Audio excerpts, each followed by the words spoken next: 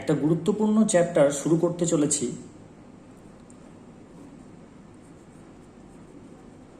নাম হচ্ছে atomic structure, পরমাণুর গঠন।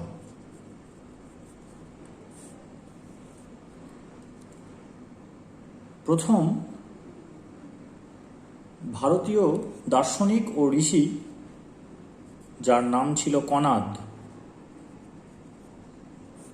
তিনি বলেন যে প্রতিটি পদার্থ ছোট ছোট কণা দিয়ে তৈরি। Every matter is composed of tiny particles. প্রায় 4500 বছর আগেকার কথা, অর্থাৎ 2500 BC। এর 500 বছর পর গ্রিক দার্শনিক ডেমোক্রিটাস তিনিও একই কথা বলেন। এনারা যেটা করেছিলেন সেটা হচ্ছে guess work, intelligent guess work. Philosopher ছিলেন দুজনেই, লজিকের মাধ্যমে এস্টাবলিশ করেছিলেন। তো তারা কিভাবে বলেছিলেন সেটা আমার জানা নেই, কিন্তু একটা আইডিয়া করা যেতে পারে যেটার সাহায্যে আমরাও বলতে পারি কিছু না জেনেই যে প্রতিটি পদার্থকে ছোট ছোট কণা দিয়ে গঠিত হতেই হবে। তবে ওনারা যেহেতু জানতেন না বিষয়টা, প্রথম বলেছেন, তাই কৃতিত্বটা কিন্তু অনেক বেশি। আমরা জেনে গেছি, তারপর একটা আইডিয়া আমরা বলার চেষ্টা করছি। যাই হোক, সেটাও প্রয়োজন। কীরকম না, একটা হেলদি শিশু যখন জন্মায় তখন তার ওজন থাকে 3 কেজির কাছাকাছি। এবার তার যখন 25 বছর বয়স হয় তখন সে একদম অ্যাডাল্ট হয়েছে। তো হেলদি অ্যাডাল্ট, তার ওজন আমি ধরে নিচ্ছি 65 কেজি।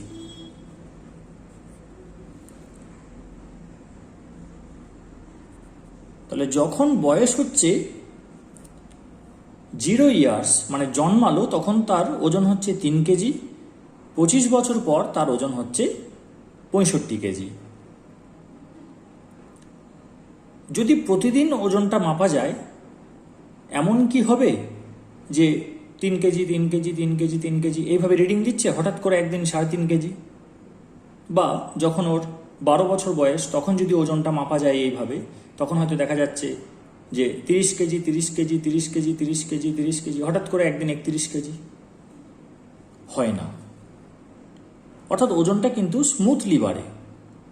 প্রতিদিন মেজারমেন্ট করলে আমরা কিন্তু ড্রাস্টিক চেঞ্জ কোনো দিনই দেখতে পাবো না। তাহলে এই 25 বছর ধরে অল্প অল্প করে বেড়ে 3 কেজি থেকে 65 কেজি হয়েছে। তাহলে আমি যদি এই 65 থেকে 3 বিয়োগ দিয়ে সেটাকে 25 বছর দিয়ে ভাগ করি, তাহলে প্রতিদিন কতটা বেড়েছে সেটা দেখব যে খুবই নগণ্য পরিমাণ, বা প্রতি ঘন্টায় কতটা বেড়েছে সেটা দেখব নগণ্য পরিমাণ। যেহেতু হঠাৎ করে বেড়ে যায়নি, খুব অল্প অল্প করে বেড়েছে, তার মানে এটা গ্যারান্টি দেয় যে প্রত্যেক পদার্থ বড় বড় চাঙড়ে থাকে না, নিশ্চয়ই টিনি পার্টিকেলসের আকারে থাকে। ফলে আমরা যখন খাবার খাচ্ছি সেটা ছোট ছোট কণাতে ভেঙে যাচ্ছে, দিয়ে শরীরে অ্যাবজর্বড হচ্ছে, দিয়ে সেটা শরীরে লেগে যাচ্ছে, মাংসে পরিণত হয়ে যাচ্ছে, ফ্যাটে পরিণত হয়ে যাচ্ছে। শরীরের উপাদান হিসেবে এই মাইক্রো নিউট্রিয়েন্টসগুলো যুক্ত হচ্ছে। তার ফলে আমি আজকে ওজন করছি, আবার কালকে ওজন করছি, আমি কোনো ডিফারেন্স কিন্তু মেজার করতে পারছি না। কখন সম্ভব? যখন ম্যাটার ছোট ছোট পার্টিকেল দিয়ে কম্পোজড হবে, তখনই এটা সম্ভব। আমার ওজন বেড়েছে, এটা তো সত্য, সবাই জানে, সবাই দেখেছে, তার জীবনে এক্সপিরিয়েন্স করেছে ওজন বৃদ্ধিটা, ছোট থেকে বড় অবধি। কিন্তু কখনো দেখেনি যে ঝপ করে বেড়ে গেছে। তার মানে পদার্থ ছোট ছোট কণা দিয়েই তৈরি, এবং সেই ছোট ছোট কণাগুলোই আমাদের শরীরে আস্তে আস্তে লাগে, শরীর গঠন হয়, হাড় বৃদ্ধি হয়, মাসেল বৃদ্ধি হয়, ফলে আমাদের ওজনটা আস্তে আস্তে সময়ের সাথে 3 কেজি থেকে 65 কেজি হয়।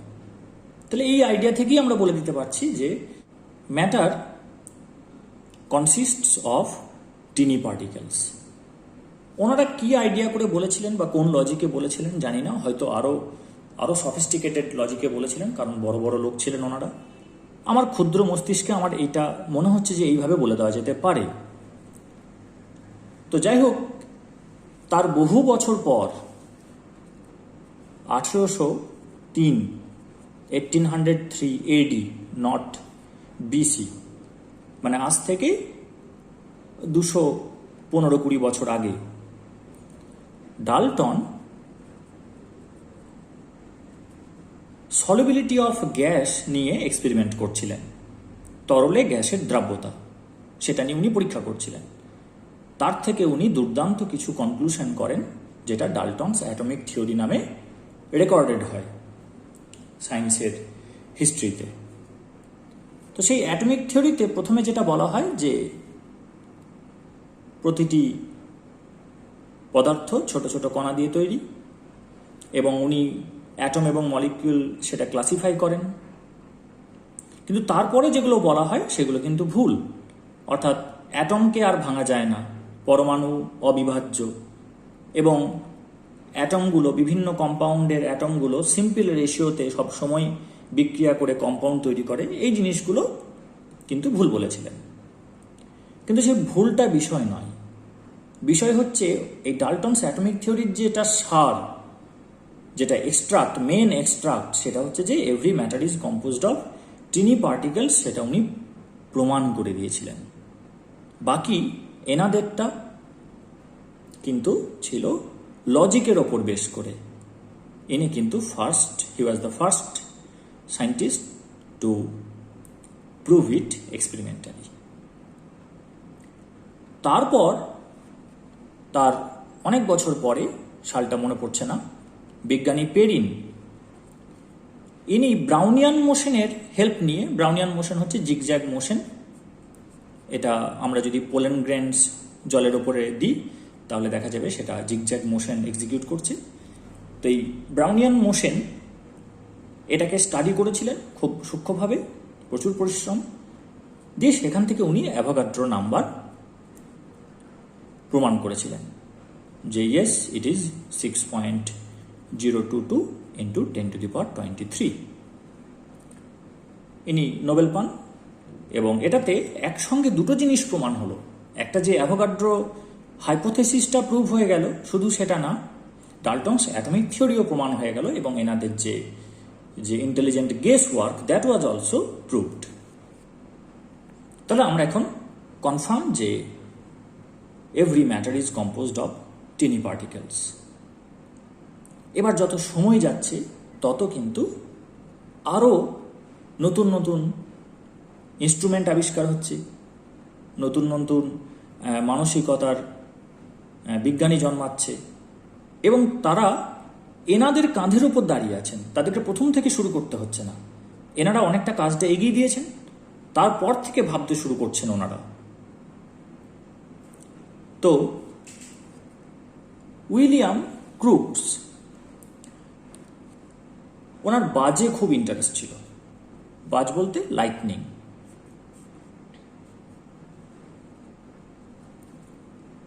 তো উনি ভাবছেন যে ল্যাবরেটরিতে বাজ তৈরি করা যায় কিনা। এখন এটা টাফ জব। বাজ মানে যদি আমরা তার ভোল্টেজটা দেখি,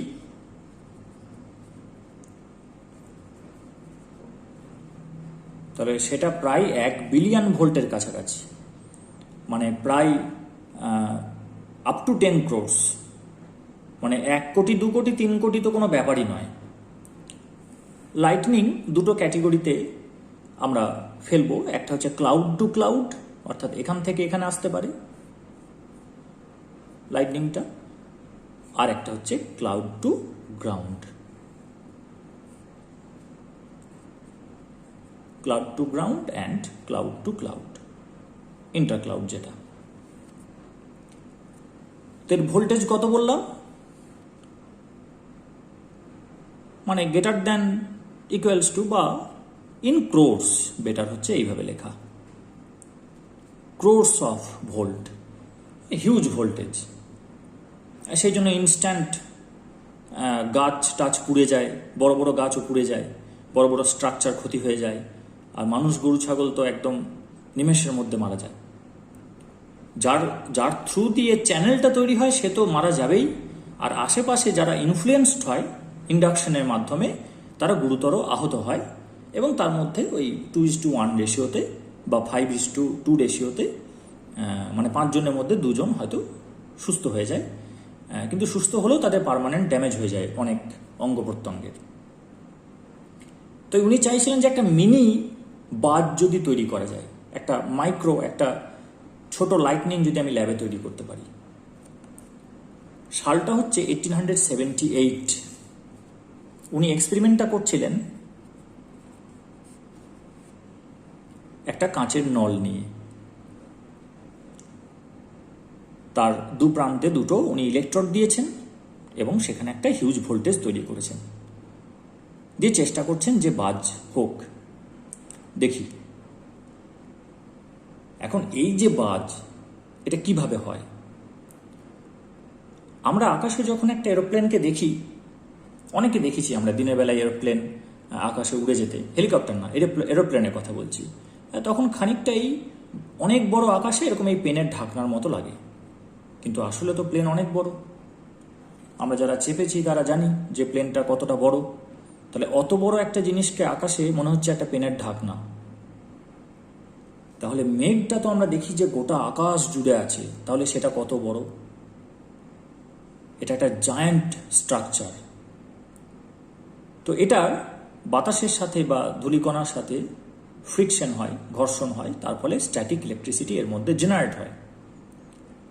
বেশিরভাগ ক্ষেত্রে এইটা হয় নেগেটিভ, খুব কম ক্ষেত্রে 10টাতে একটা বা 15টাতে একটা কেসে মেঘটা হয় পজিটিভ।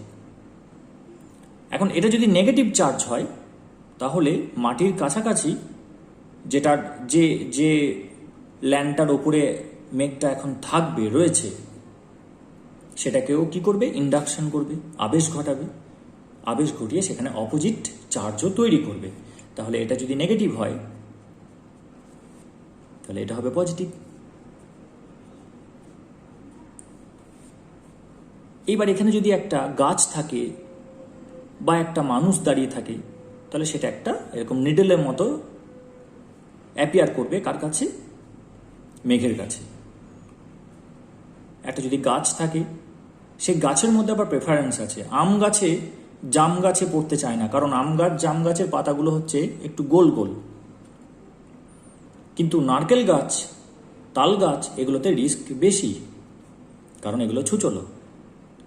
আমি যদি সেম পরিমাণ চার্জ এঁকে দিই আর এঁকে দিই, তাহলে দেখা যাবে যে চার্জের ডেনসিটি এখানটাতে কিন্তু বেশি হচ্ছে। যেটা শার্প অবজেক্ট সেখানে কিন্তু ডেনসিটি বেশি। তাহলে ডেনসিটি বেশি হলে কি হবে? শার্প অবজেক্টটা চ্যানেলের কাজ করবে। চ্যানেল বলতে ওই পজিটিভ চার্জটা এটা বেয়ে উঠতে শুরু করবে, আর মেঘ থেকে নামতে শুরু করেছে নেগেটিভ চার্জ। যখনই কানেকশনটা হয়ে যাবে তখনই এই ইলেকট্রন ট্রান্সফার হয়ে যাবে, এবং তার ভোল্টেজ কত বললাম? In the order of crores, billion volt. 220 volt আমরা যারা শক খেয়েছি তারা জানি হাতে কিরকম ঝটকা লাগে।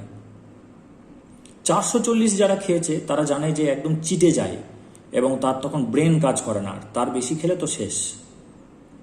সেখানে কোটি ভোল্ট, একটা হিউজ ব্যাপার। তো এইভাবে বাজটা পড়ে, সেইটা উনি তৈরি করতে চাইছেন। কি করেছেন? কাঁচের নল, ডিসচার্জ টিউবের নাম,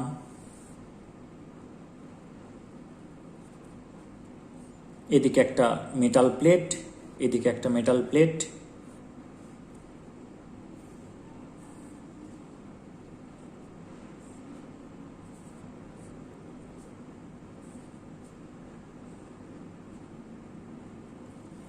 একটা ডিসি ভোল্টেজ উনি অ্যাপ্লাই করছেন। এটা মাইনাস, তাহলে এটা মাইনাস হবে, এটা প্লাস, তাহলে এটা প্লাস হবে। দেখছেন কিছুই হচ্ছে না।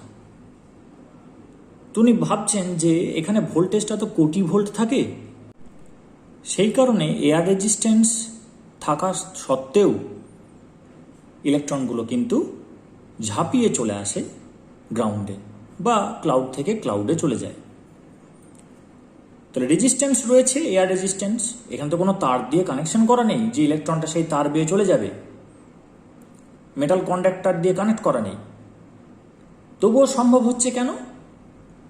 কোটি ভোল্ট থাকার জন্য, of the order of 10⁷ volt, huge voltage, এটা থাকার জন্য ট্রান্সফার হয়ে যাচ্ছে। উনি তখন ভাবলেন যে আমি তো কোটি ভোল্ট জেনারেট করতে পারিনি, আমি হাজারের কাছাকাছি ভোল্ট জেনারেট করেছি, নিয়ার অ্যাবাউট 1000 ভোল্ট। তাহলে এই 1000 ভোল্টের পক্ষে এর ভিতরে যে এয়ারটা আছে তার রেজিস্ট্যান্স ওভারকাম করা সম্ভব নয়। উনি তখন কি করলেন, এখানে একটা ভ্যাকুয়াম পাম্প লাগিয়ে দিলেন।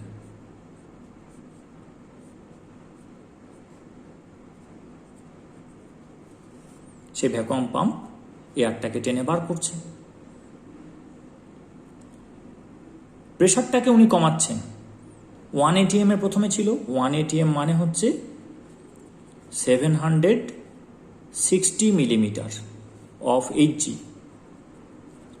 1 ATM মানে 76 সেন্টিমিটার মার্কারি কলাম, মানে 760 মিলিমিটার, পারস্তম্ভের চাপের সমান।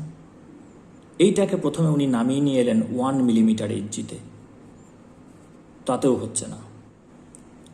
প্রেশারটাকে আরও কমালেন, ভোল্টেজটাকে আরও বাড়ালেন। এইভাবে প্রেশার কমাতে কমাতে আর ভোল্টেজ বাড়াতে বাড়াতে যখন এটা 10⁴ ভোল্ট অর্থাৎ 10,000 ভোল্টের কাছাকাছি নিয়ে যেতে পারলেন, আর প্রেশারটাকে কমিয়ে করলেন 0.01 মিলিমিটার Hg, তখন দেখছেন এই যে নেগেটিভলি চার্জড ইলেকট্রোড যেটা, তার যেটা একদম বিপরীত প্রান্তের যে কাঁচের নলটা, সেখানটাতে একটা আভা দেখা যাচ্ছে। উনি লাইটটা অফ করলেন, দেখলেন হ্যাঁ ঠিক সুন্দর একটা আভা দেখা যাচ্ছে, একটা ফ্লোরোসেন্স উনি নোটিস করলেন অ্যানোডের পিছনে, ক্যাথোডের অপোজিটে।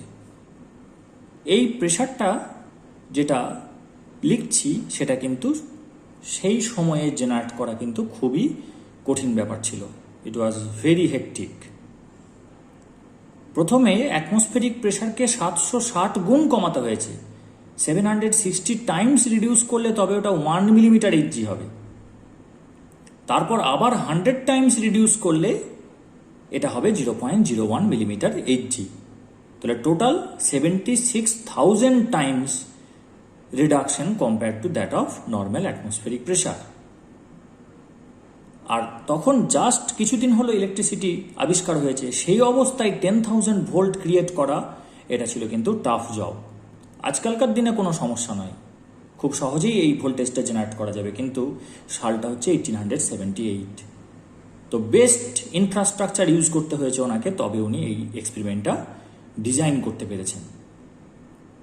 এবার উনি যখন দেখলেন যে এখানে ফ্লুরোসেন্স পাওয়া যাচ্ছে, ক্রস চেক করার জন্য উনি ব্যাটারিটাকে কানেকশনটাকে পাল্টে দিলেন, অর্থাৎ নেগেটিভটা এখানে করে দিলেন, পজিটিভটা এখানে করে দিলেন। দেখছেন এখন এখানে ফ্লুরোসেন্স উনি পাচ্ছেন না, পাচ্ছেন উল্টো দিকে, অর্থাৎ নেগেটিভের অপোজিটে এবং পজিটিভের ঠিক পিছন দিকে। কিন্তু এই যে এটা আড়াল করে দিচ্ছে, ছায়া পড়ছে, সেই জন্য উনি এক্সপেরিমেন্টটাকে একটু অন্যরকম করার চেষ্টা করলেন, ওটাকে ক্লিয়ারলি অবজার্ভ করার জন্য।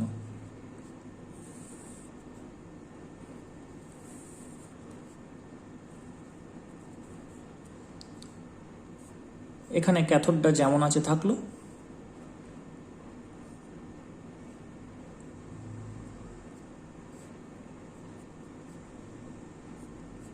এটা হচ্ছে চাবি কানেক্ট করার জন্য। আর এইটাকে উনি কি করলেন, একটা ব্রেসলেটের মতো পরিয়ে দিলেন গায়ে। অর্থাৎ অ্যানোডটাকে প্লেট হিসেবে ইউজ না করে উনি এটাকে একদম একটা ব্রেসলেটের মতো গায়ে জড়িয়ে দিলেন। ক্যাথোডটা অ্যাজ ইউজুয়াল সেই রকমই রইল, এটা এখানে থাকলো। তখন দেখা যাচ্ছে এখানটা একদম ক্লিয়ার একটা সবুজ রঙের প্রতিপ্রভা তৈরি হচ্ছে, ফ্লোরোসেন্স জেনারেট হচ্ছে। এটা জানা ছিল যে জিঙ্ক সালফাইড এবং বেরিয়াম প্লাটিনো সায়ানাইড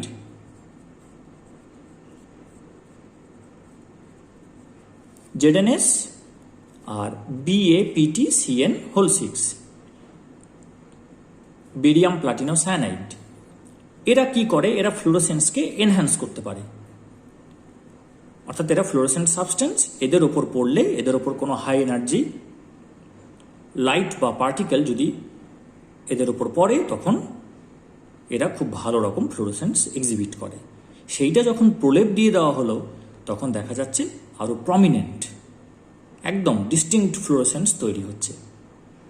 তো এটা কনফার্ম হয়ে গেল যে ক্যাথোড থেকে বেরোচ্ছে এবং অ্যানোডের দিকে কিছু একটা যাচ্ছে। It may be radiation, it may be some high energy stream of particles, যেটা গিয়ে হিট করছে, এনার্জি ট্রান্সফার হচ্ছে এবং তার ফলে ফ্লোরোসেন্সের সৃষ্টি হচ্ছে।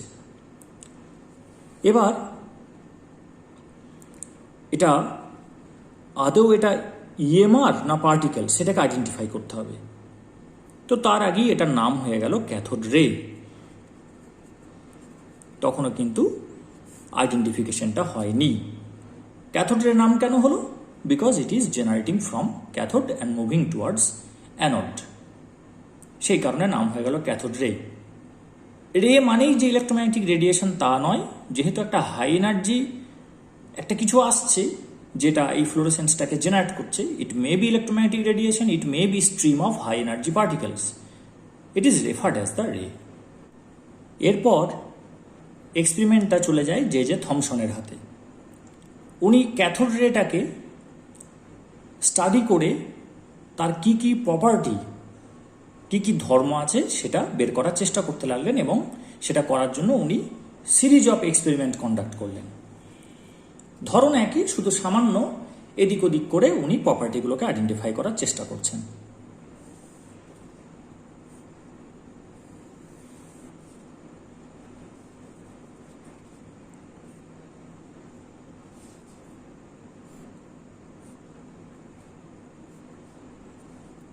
এটা ক্যাথোড,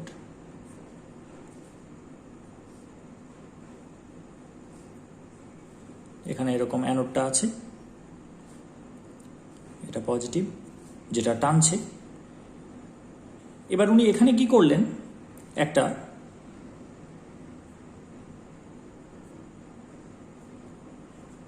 পুতুল দিয়ে দিলেন, যে দেখছেন এখানে যে ফ্লোরোসেন্সটা তৈরি হচ্ছে সেখানে কিন্তু একটা ছায়া পড়ছে, সেই ছায়াটা পুতুলটার মতো দেখতে। তার মানে এখান থেকে কি বোঝা গেল? এখান থেকে যেটা বোঝা যাচ্ছে দুটো জিনিস। একটা হচ্ছে যে এটার ভেদন ক্ষমতা খুব ভালো নয়, অর্থাৎ penetration power of cathode ray is not that powerful, সেই জন্য ছায়া পড়ে যাচ্ছে। দ্বিতীয় যেটা মোস্ট ইম্পর্ট্যান্ট, সেটা হচ্ছে যে ক্যাথোড রে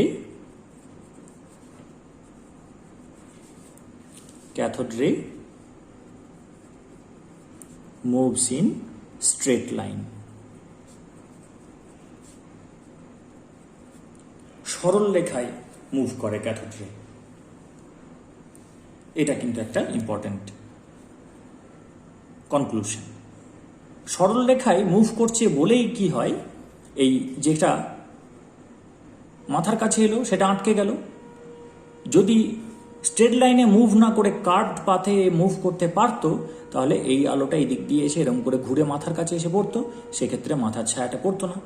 তাহলে cathode ray moves in straight line, it has a linear motion, সেটা এখান থেকে পাওয়া গেল। এটা আলোর একটা ধর্ম, it is a property of electromagnetic radiation. সেটা দেখে মনে হতে পারে যে এটা ইলেকট্রোম্যাগনেটিক রেডিয়েশন। তো দেখা যাক নেক্সট আরেকটা ভালো এক্সপেরিমেন্ট করলেন উনি, সেটা হচ্ছে যে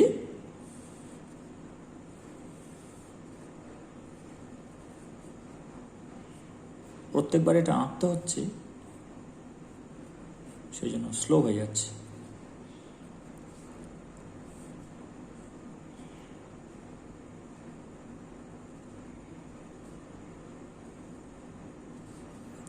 এখানে একটা মাইক্রো রেল বানালেন, যেমন রেল লাইন হয় তার দিয়ে বানালেন।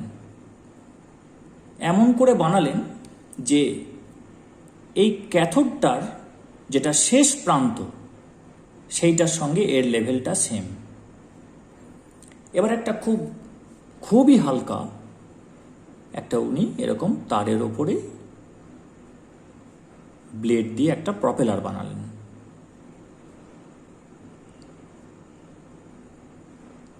এইটাকে এর ওপরে চাপিয়ে দিলেন উনি।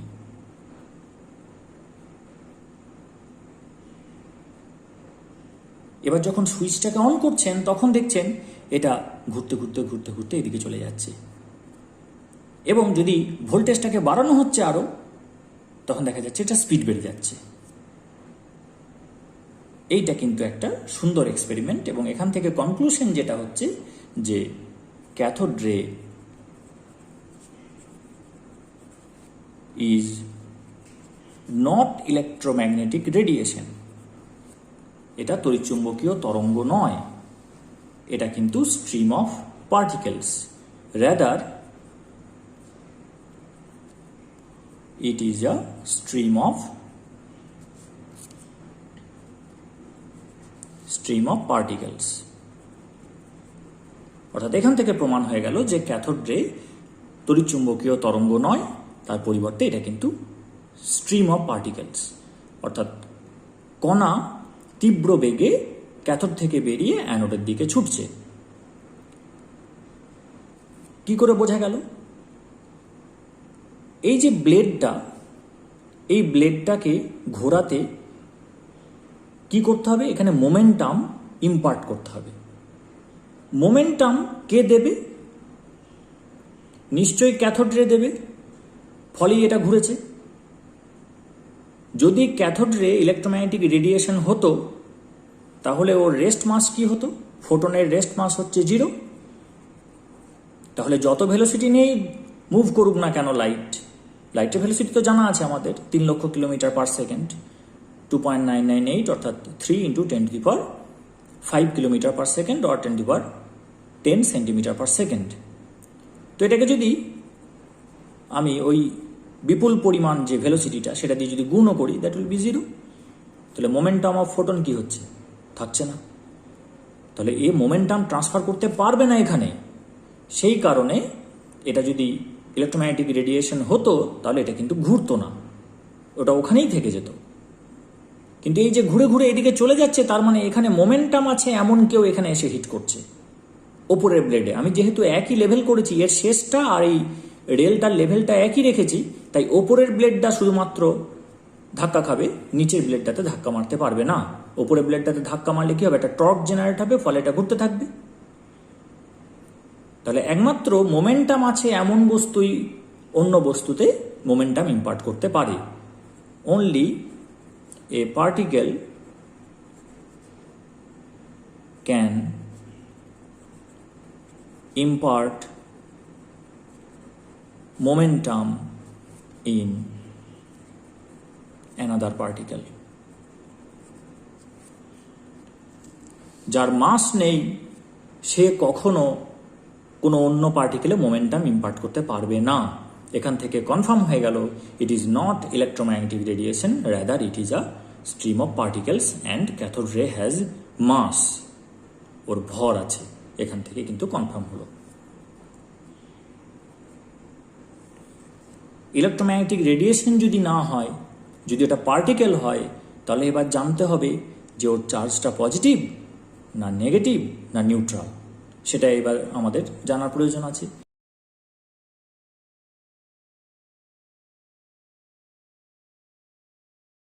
এখানে অ্যাডিশনাল একটা সার্কিট লাগানো হলো। মেন যেটা থাকবে সেটা তো আছেই, ক্যাথোড, অ্যানোড, এই চেম্বারটা, এখানে ভ্যাকুয়াম পাম্প আছে আঁকিনি, 10⁴ ভোল্ট দিয়ে ক্যাথোডে এটাকে জেনারেট করা হচ্ছে। তারপরে যেটা করা হলো, আগে যেমন রেলিং দিয়েছিলাম, একবার দিয়েছিলাম একটা পুতুল, এবার একটা অ্যাডিশনাল সার্কিট এখানে লাগানো হলো, দুটো প্লেট দেওয়া হলো পজিটিভ নেগেটিভ, যার ভোল্টেজ কিন্তু এতটা নয়, কারণ এতটা হলে আবার তো সেখানে ক্যাথোড রে তৈরি হয়ে যাবে, সেটা আমরা চাইছি না, এর থেকে অনেক কম ভোল্টেজ। চেক করার জন্য যে whether the cathode ray, which is a stream of particles, is carrying positive charge or negative charge, or is it neutral.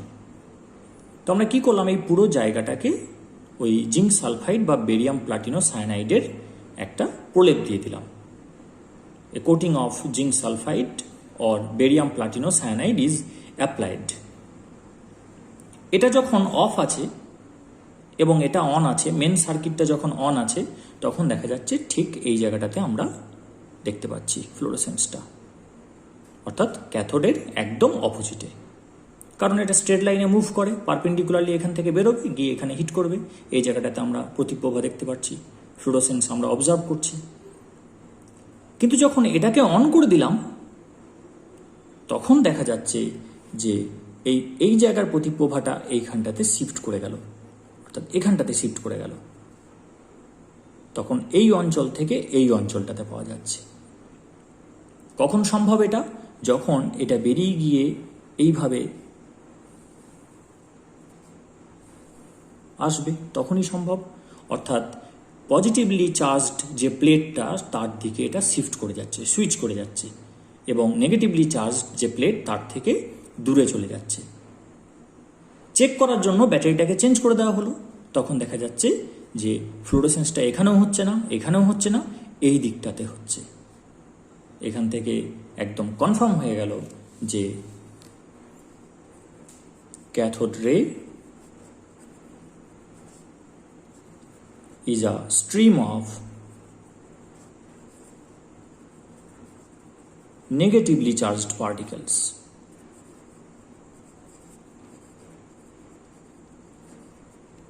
ঋণাত্মক আধানগ্রস্ত কণা দিয়ে তৈরি, এবং সেই ঋণাত্মক আধানগ্রস্ত কণা ক্যাথোড থেকে বেরিয়ে খুব স্পিডে অ্যানোডের দিকে ট্রাভেল করছে। It is a stream of negatively charged particles because it is being attracted by the positively charged plate and getting repelled by the negatively charged additional plate. এটা আমরা বুঝলাম। তাহলে ক্যাথোডের সম্পর্কে কিন্তু অনেকটাই জানা হয়ে গেল।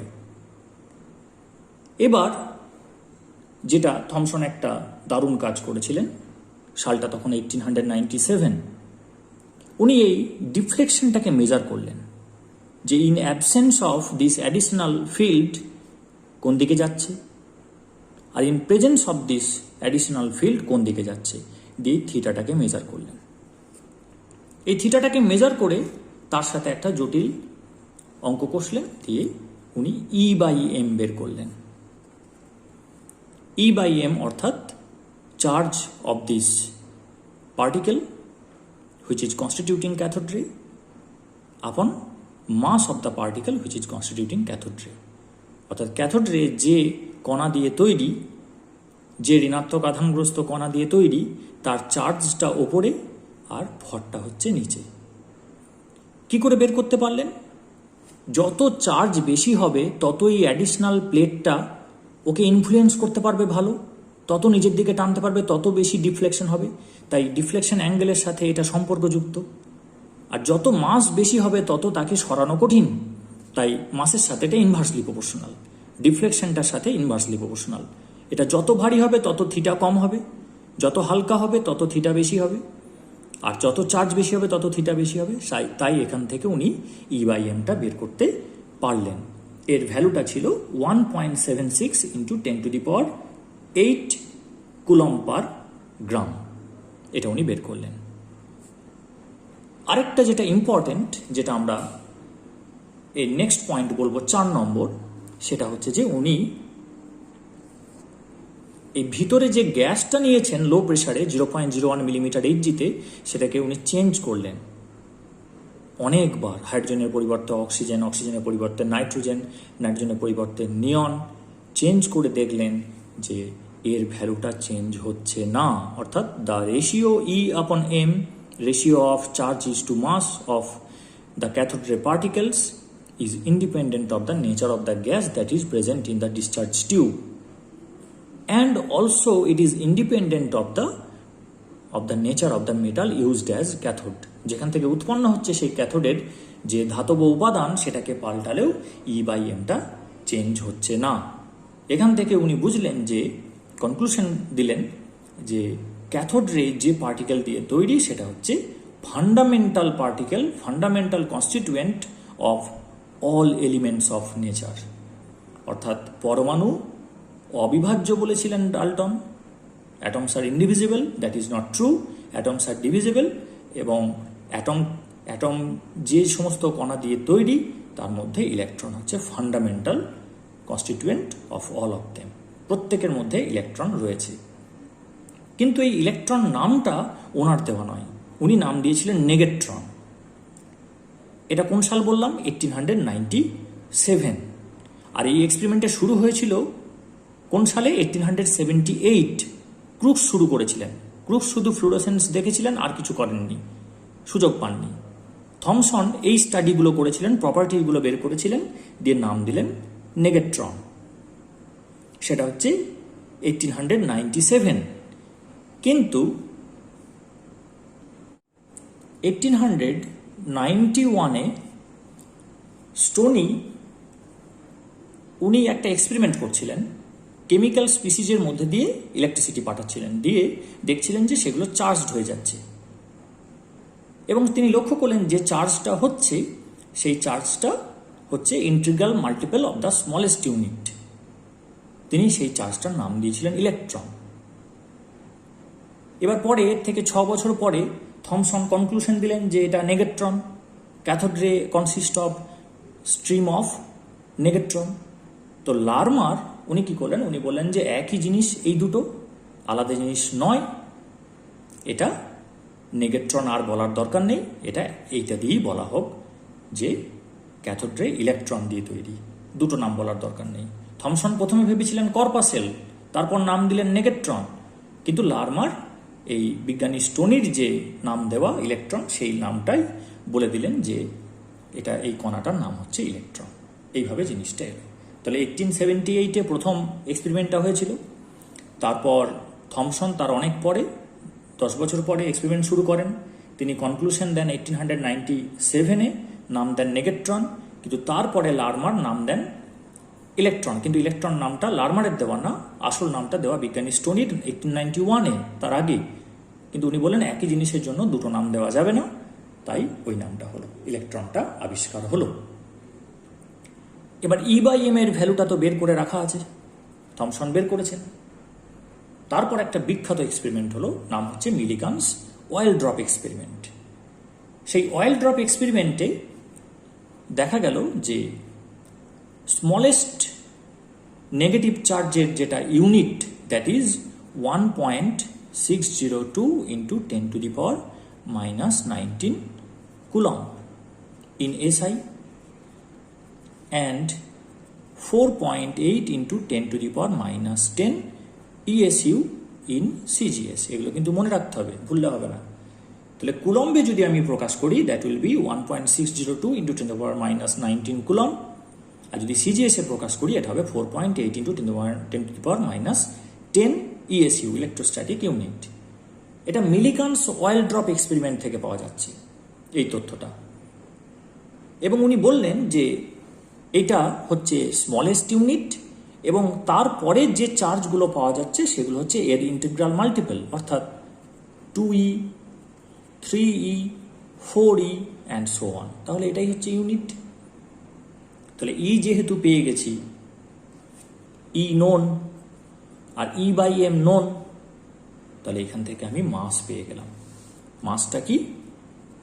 এখান থেকে বসালে মাসটা বেরিয়ে আসছে 9.11 ইন্টু 10⁻31 কেজি ইন SI, আর 9.11 into 10⁻28 gram in CGS। Electron discover হলো, ইলেকট্রন প্রতিটি অ্যাটমের কনস্টিটিউয়েন্ট, ফান্ডামেন্টাল কনস্টিটিউয়েন্ট, মূল উপাদান, সেটা আবিষ্কার হলো এবং তার চার্জ পেয়ে গেলাম।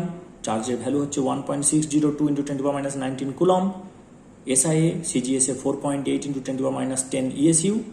তার ভর পেয়ে গেলাম 9.11 × 10⁻31 kg in SI, 9.11 × 10⁻28 gram in CgS। এবং নেচারটা কি? প্রকৃতিটা হচ্ছে নেগেটিভ, ঋণাত্মক, এটা আমরা পেলাম। এবার এই যে ক্যাথোড রে, এর ব্যবহার কিন্তু আছে অনেক। কীরকম না, ক্যাথোড রে যখন একটা হেভি এলিমেন্টের ওপর পড়ে, যেমন টাংস্টেন বা লেড বা মলিবডেনাম, তখন সেখান থেকে হাই এনার্জি ইলেকট্রোম্যাগনেটিক রেডিয়েশন তৈরি হয়, যার নাম হচ্ছে এক্স রে। এটা একটা অ্যাপ্লিকেশন। আর যেগুলো সেই মোটা মোটা টিভি, যেগুলো এখন আর দেখতে পাওয়া যায় না, সেই টিভিগুলো কিন্তু আসলে সিআরটি অর্থাৎ ক্যাথোড রে টিউব। সেখানে ক্যাথোড রে বেরোচ্ছে, দিয়ে সামনের যে স্ক্রিনটা আছে সেই স্ক্রিনের মধ্যে ভিতরের দিকে ফ্লুরোসেন্ট মেটেরিয়ালের প্রলেপ দেওয়া আছে। এখানে আভার সৃষ্টি হচ্ছে, সেই আভাটাই আমরা বাইরে থেকে ইমেজ হিসেবে দেখছি। এবার এমন করে ইলেকট্রনগুলোকে টিউন করা হয় যে পার্টিকুলার কালার তৈরি হয়, বা পার্টিকুলার কোনো জায়গায় ডার্ক স্পট, কোনো জায়গায় লাইট স্পট, ফলে একটা ছবি তৈরি হয়। এখানে স্ক্রিনটাকে যদি আমি সামনে থেকে দেখি, স্ক্রিনটাকে পিক্সেলে ভাগ করা হয়, ছোট ছোট ছোট ছোট, টিভির কাছে গেলে দেখা যাবে ছোট ছোট ছোট ছোট পিক্সেলে ভাগ করা আছে। সেই পিক্সেলগুলোকে টিউন করে ছবিটা তৈরি হয়। আরেকটা যেটা ফ্লোরোসেন্ট ল্যাম্প, কিছুদিন আগেও চলছিল, এখন আর চলে না, CFL বা টিউব যেগুলো আগেকার দিনে চলতো, সেটা ক্যাথোড রে টিউব। কীরকম? এই দিক থেকে আমি একটা ইলেকট্রোড দিলাম মাইনাস, এটা ক্যাথোড, আর এইদিকে আছে প্লাস, এটা অ্যানোড, মাঝে কিন্তু ফাঁকা। প্রেশারটাকে কমিয়ে দেওয়া হয়েছে, লো প্রেশার। আর এই ভিতরে খুব লো প্রেশারে মার্কারি ভেপার আছে, মানে বাতাসটাকে বের করে দিয়ে লো প্রেশারে মার্কারি ভেপার ভরে দিয়েছি। আর এই ভিতরের যে দেওয়ালটা, সেই দেওয়ালটাতে আমি ফ্লুরোসেন্ট মেটেরিয়াল লাগিয়ে দিয়েছি, নাম কি? জিঙ্ক সালফাইড বা বেরিয়াম প্লাটিনো সায়ানাইড। এখন মেকানিজমটা কি টিউবলাইটের? হাই ভোল্টেজে, বাড়ির ভোল্টেজ কিন্তু 220 ভোল্ট, কিন্তু সেখানে একটা চোখ বলে একটা বিষয় থাকে, একটা ইলেকট্রনিক ইকুইপমেন্ট থাকে, সে ভোল্টেজটাকে 220 থেকে 10,000-এ নিয়ে চলে যায়। সে ভোল্টেজ বাড়িয়ে দিয়ে এখান থেকে এখানে ইলেকট্রন জাম্প করায় ক্যাথোড থেকে অ্যানোডে, তাহলে ক্যাথোড রে এখানে উৎপন্ন হলো। এবার মাঝে আছে মার্কারি অ্যাটম। মার্কারি অ্যাটমকে হাই এনার্জি নিয়েও ধাক্কা মারে। মার্কারির ইলেকট্রনগুলো লো এনার্জি স্টেট থেকে হাই এনার্জি স্টেটে চলে যায়। যখন নেমে আসে তখন ইউভি রে ছাড়ে। এই ইউভি রেটা কি করে? এই যে ভিতরের যে দেওয়াল, সেই দেওয়ালে গিয়ে হিট করে। দেওয়ালে কি আছে? ফ্লুরোসেন্ট মেটেরিয়াল আছে, সেখানে অ্যাবজর্ব হয়ে যায়, দিয়ে আভা বেরোয়।